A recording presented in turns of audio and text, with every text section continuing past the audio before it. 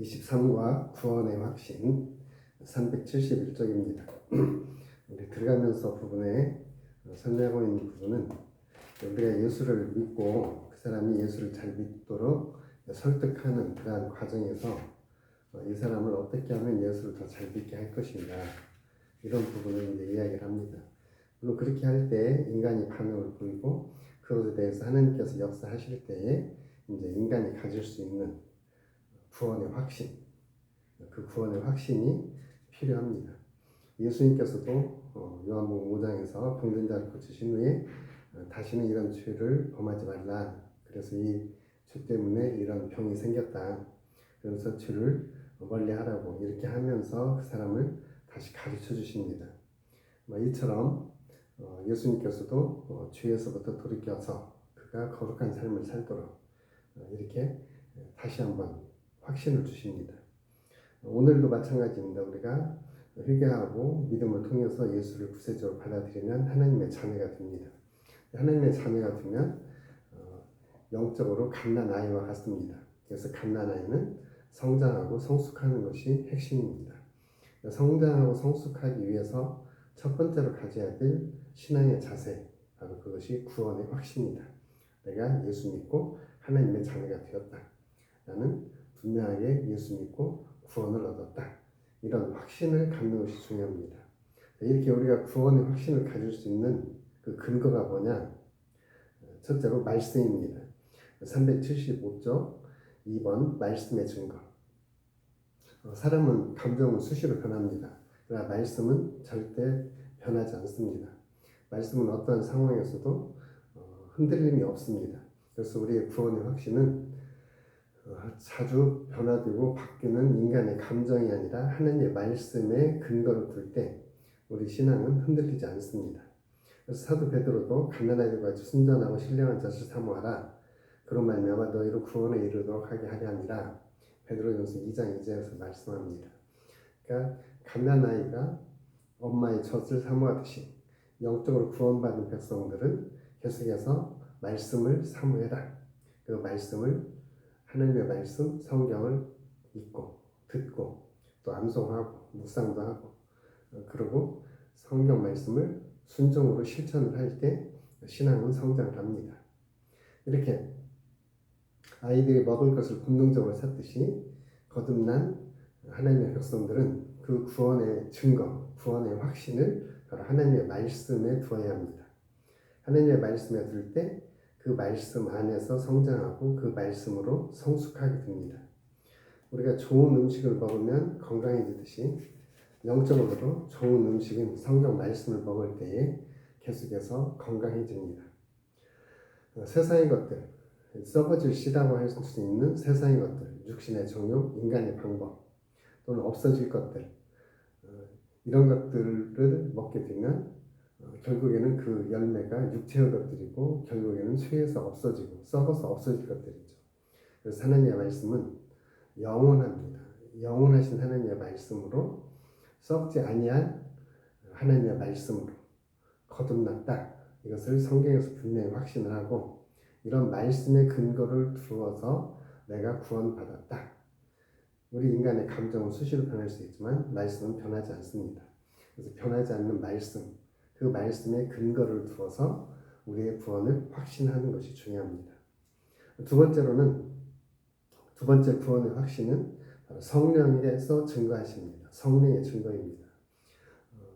어떤 비신자가 예수 그리스도를 영접하고 신자가 되어지면 그 신자 안에는 이제 믿음을 통해서, 회개를 통해서, 그리고 믿음으로 성령께서 오시게 되고 그를 의롭다고 칭하시고 그를 하나님의 자녀로 양자를 삼으시고 양자 삼은 하나님의 백성을 계속해서 거룩하게 인도하여 가십니다.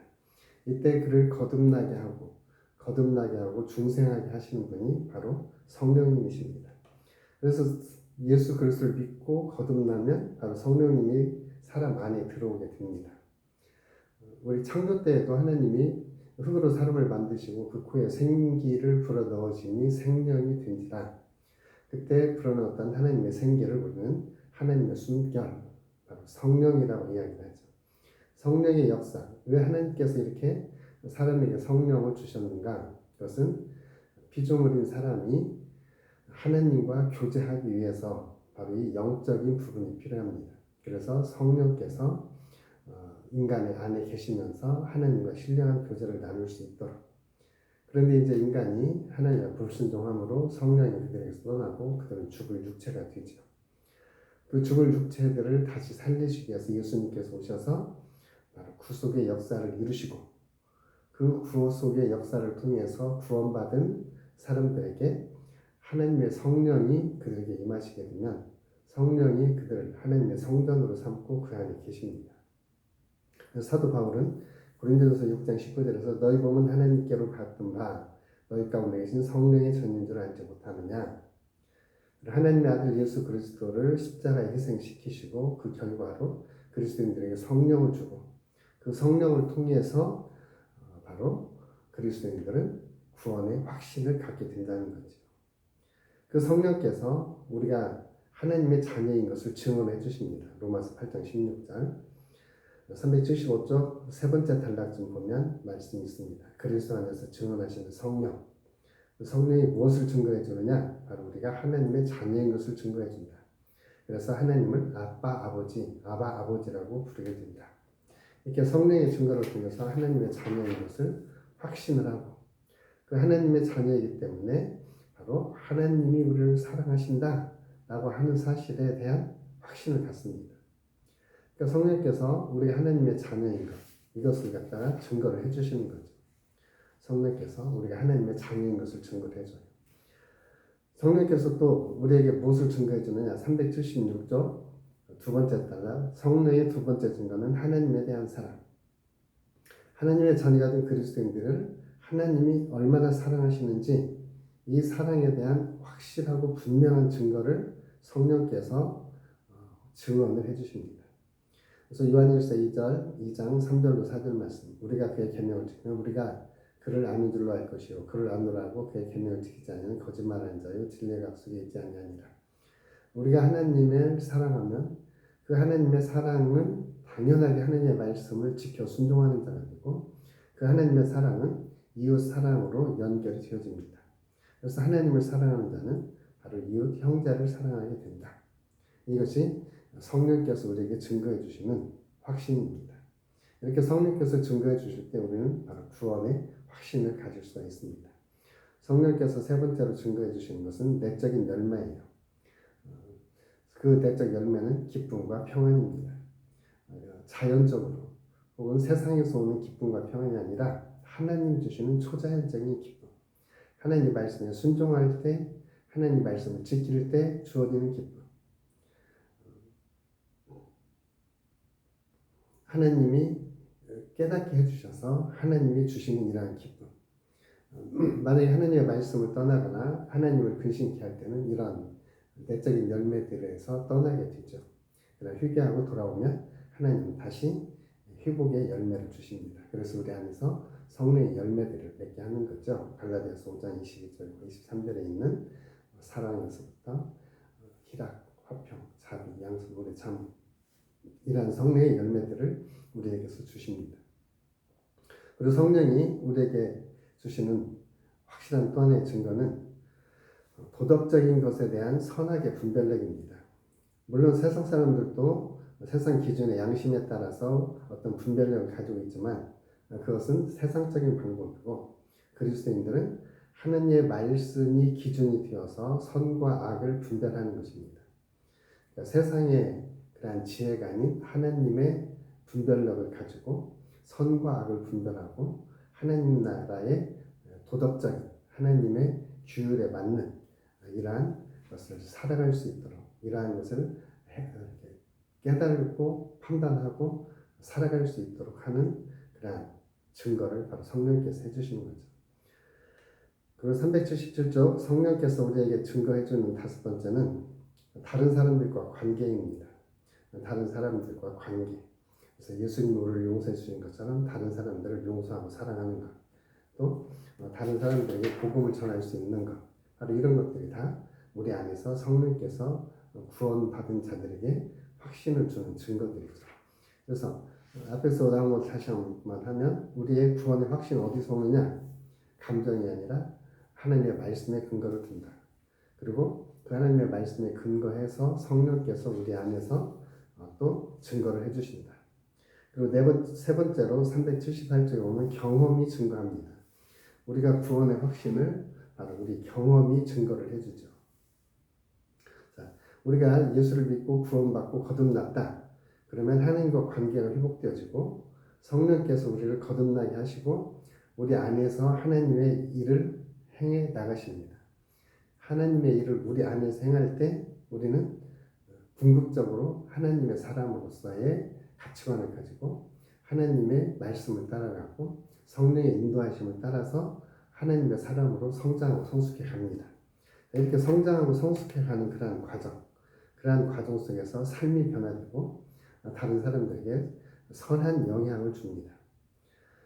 성경 찬송을 좋아하고 교회도 좋아하고 예배도 사랑하고 다른 그리스도인과 교제하는 것, 봉사하는 것, 섬기는 것, 그리고 비신자들에게 복음을 전하는 것, 이런 삶이 삶 속에서의 기쁨으로 작용합니다. 바로 이런 것들이 바로 내적인 경험이죠. 내적인 변화를 경험한 그 결과로 나타나는 것들입니다. 또 그리스도인이 되면은 그 전에 생각지 않았던 것들에 대해서 죄의식을 가질 수도 있습니다. 거듭난 사람이 죄를 지을 수 있는가? 이 부분에 대해서는 하나님께서 우리의 죄에 대해서는 완전하게 용서를 해주셨지만 우리 인간에게 죄의 그러한 의식, 죄의 뿌리가 남아있다. 그래서 우리는 죄를 범할 수 있고 그 죄를 범하면 하나님과 관계가 끊어지는 것이 아니라 그 하나님과의 관계를 다시 충만하게 회복할 수 있는 것은 바로 죄에 대한 자박이다. 요한일서 1장 9절 말씀, 만일 우리가 죄를 자백하면 그는 빛보시고 오사 우리를 죄에서 사하시며 우리를 모든 불의에서 깨끗하게 하실 것이요. 죄의 용서, 여기에는 죄의 자백이 필요합니다. 물론 죄를 자백해도 용서받는 데는 대가를 치를 수 있습니다. 물론 궁극적인 그 대가는 예수님께서 십자가에서 치르신 것이고 그리고 우리 그리스도인도 그 죄를 지었을 때 자백하고 용서받을 수 있습니다. 그럼에도 우리들에게 여전히 죄의 성품이 남아있기 때문에 원하지 않는 죄에게 끌려갈 수 있습니다. 그때에는 바로 죄를 다시 자백하고 하나님의 말씀으로 확신을 얻고 하나님의 말씀 위에 서는 것이 중요합니다. 우리 성경에 보면 다윗이 있잖아요. 다윗이 우리아의 아내 바세바를 범하고 그 죄를 은닉하기 위해서 우리아를 전쟁터에 나가서 죽게 만들고 그리고 그 아들이 마치 우리아의 아들인지 자기 아들인지 잘 모르게 이렇게 해서 그 아들이 출생하지만 그 아들이 죽습니다. 그 아들이 죽죠. 그리고 그 아들이 죽은 것 다윗이 금식하고 하나님의 은혜를 구해도 하나님은 그 기도를 듣지 않고 그 아들이 죽습니다. 여기 보면 죄의 결과 다윗은 용서를 받지만 그 죄의 결과에 대해서는 또한 혹독한 경험을 하게 됩니다. 우리 그리스도인들은 그리스도 예수 안에서 선을 행하고 또 하나님의 뜻을 이루고자 하는 마음이 있습니다. 또 한편에서는 악이 끊임없이 솟아나는 그러한 삶의 경험도 있습니다.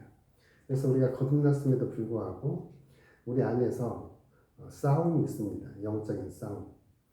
하나님의 성품과 옛 남아있는 죄의 성품, 이것이 우리 안에서 계속해서 싸우죠. 싸울 때에 우리는 성령님의 인도하심 쪽에 힘을 실어줘야 됩니다. 성령을 따라가면 육체를 이길 수 있습니다. 그런데 육체를 따라가면 성령을 근심시키게 되는 거죠. 갈라디아서 5장 육체의 일과 성령의 일에서 잘 설명을 합니다. 그래서 우리 그리스도인들이 죄를 범할 수 있는 그 죄의 영역을 갈라디아서 5장 16절에서 21절을 기초로 해서 한 4가지 범주를 나눠보면 382쪽입니다. 첫째 범주는 성적 범죄입니다. 성은 하나님이 인간에게 주신 아름다운 선물로 부부간의 사랑을 표시하고 동시에 후손을 양산하는 방편입니다. 이것이 하나님의 지배를 받지 못하는 그리스도인은 범죄로 이어질 수도 있다라고 하는 거죠. 두 번째 범주는 우상 숭배입니다. 하나님과의 관계를 끊는 것, 하나님의 사랑에서 마음을 빼앗아가는 것, 이것이 바로 우상이죠. 세 번째 범주는 인간의 관계, 인간과 관계된 것 속에서 오는 것들이죠. 우리가 하나님을 사랑하고 하나님을 따라가면 하나님의 일을 이룹니다. 그러나 하나님의 따르지 않고 육체의 소욕을 따르면 당연히 하나님과 관계가 깨지고 그 깨진 결과 인간의 관계도 깨어지게 되는 거죠. 이렇게 인간의 관계가 깨어지면 인간들은 다 자기 의지력으로 통제할 수 없는 죄, 그런 술 취하는 죄, 도박, 게임, 텔레비전 이런 것을 지나치게 탐닉하는 것, 이런 육체의 일들에 빠져들게 되죠. 육체의 일은 빠지면 그건 반드시 심판을 당하게 되는 거죠. 육체의 일은 하나님의 심판을 당합니다. 하나님의 상급을 받을 수가 없습니다. 그래서 육체의 일들, 이런 일들로부터 우리가 이제 하나님의 말씀을 다시 경험을 하면서 하나님의 사랑을 선택하지 않은, 하나님의 사랑을 저버린 그 결과 이런 죄 가운데 빠지게 됩니다. 그래서 이런 죄와 하나님의 성령이 싸우는 그것은 바로 우리의 마음입니다. 그래서 우리의 마음이 거듭난 사람에게 우리의 마음이 치열한 싸움터라는 거죠. 물론 밖에서 사단의 유혹도 있습니다. 그런데 우리 안에서 성령의 성품과 육체, 죄의 성품이 계속 싸우는 거죠. 갈라디아서 5장에 있는 이 싸움 때문에 성령께서 충만하면 우리는 굉장히 그리스도인에서 감격하고 그리스도인에서 고향된 삶을 할 수 있습니다. 육체의 것들이 일어나게 되면 또 우리는 우리의 거룩함을 잃어버리고 또 이렇게 지치게 되죠. 그런데 하나님의 사람들이 하나님의 말씀을 따르지 않다면 육체의 것들이 계속해서 일어납니다. 그런 육체의 것들은 다 죄로 연결되어지죠. 그래서 우리는 그 죄가 있음에도 불구하고 하나님 앞에 죄를 자백하면 그 죄는 용서를 받고 용서받은 그 확신을 가지고 우리의 경험이 바로 구원을 확신시켜주는 겁니다. 죄를 고백하고 죄를 용서받은 것, 이것에 대해서 우리의 내적인 경험이 우리에 대한 구원의 확신을 시켜주고 이제는 내가 다시는 똑같은 죄를 범하지 않아야지, 이렇게 우리는 각오하고 결심을 갖습니다. 384쪽 5번 나가면서 이제 결론이죠. 우리의 구원의 확신은 객관적인 진리인 하나님의 말씀에 근거합니다.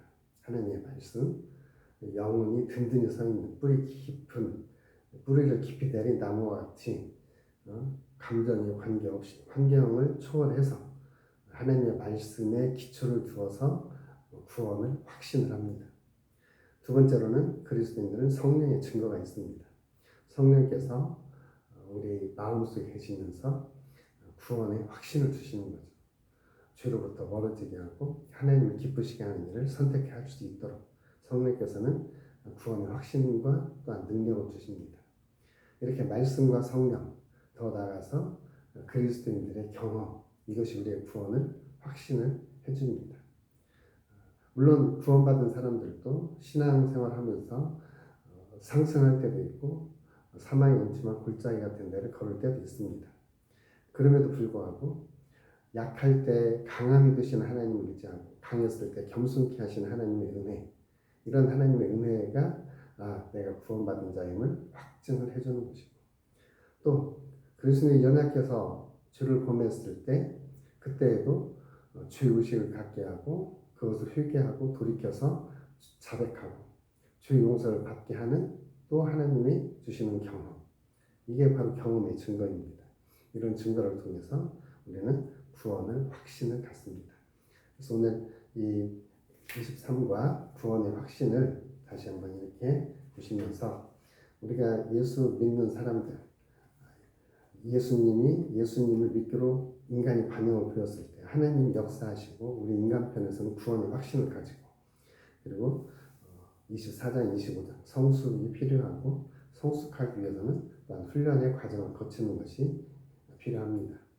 우리 좀 순서가 맞지는 않았지만 다시 한번 이렇게 전체적인 과정을 보면서 전도 이전의 전도, 그리고 현장에서의 전도, 그리고 전도 이후의 설득을 통해서 훈련, 성숙, 이러한 과정들을 우리가 갖게 될 때 또 하나의 새로운 전도자가 양성되고 그 전도자를 통해서 또 다른 영혼들이 복음을 받고 그들이 하나님을 영접하고 하나님의 자녀가 되는 이런 신앙의 선순환이 일어납니다. 그래서 우리 모두가 이러한 신앙의 선순환 안에서 복된 하나님의 일꾼으로 삶을 살아갈 수 있기를 축복합니다. 이것으로 이제 전도 강의는 마치고요. 필요할 때 다시 한 번씩 유튜브 안에 있으니까 거기서 이렇게 들으시면서 신앙의 확신을 가지셨으면 좋겠습니다. 감사합니다.